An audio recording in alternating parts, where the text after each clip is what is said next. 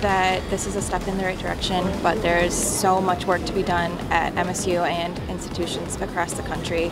This is not over. This has just begun. Powerful words from survivors of Larry Nassar's sexual abuse. This after the announcement of today's historic $500 million settlement from Michigan State University.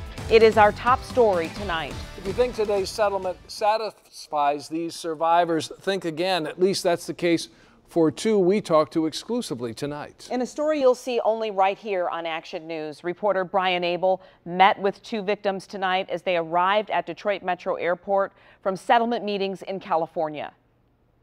And Brian, they tell you they aren't feeling any closure, right? Right after they landed here in Detroit, they came to baggage claim. I asked them, do they have any sense of relief from the settlement? Their answer, a resounding no. Amanda Thomas-Show and Kaylee Lawrence are two of the 332 survivors of Larry Nassar's abuse that settled with his former employer, Michigan State University, for an astounding $500 million, what some are calling a step toward closure. I'm glad he's in jail forever.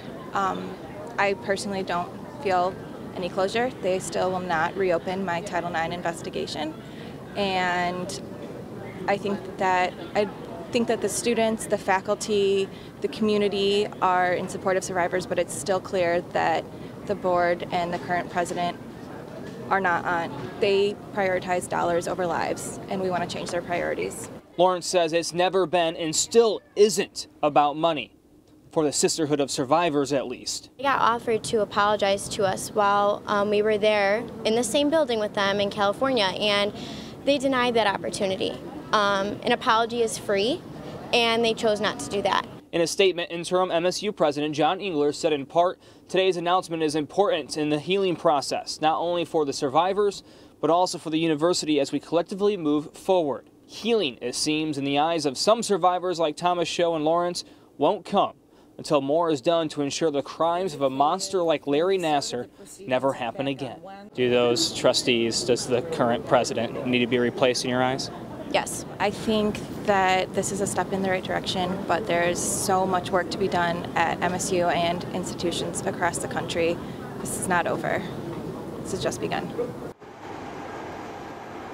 And USA Gymnastics, as well as the U.S. Olympic Committee, who are both facing lawsuits from Nassar's abuse. They were both in these mediation meetings over the last 2 days in Los Angeles. No word yet if there was any settlement that is about to be reached between those two. Reporting live in Detroit, Brian Abel, 7 Action News. Brian, thank you for the live report.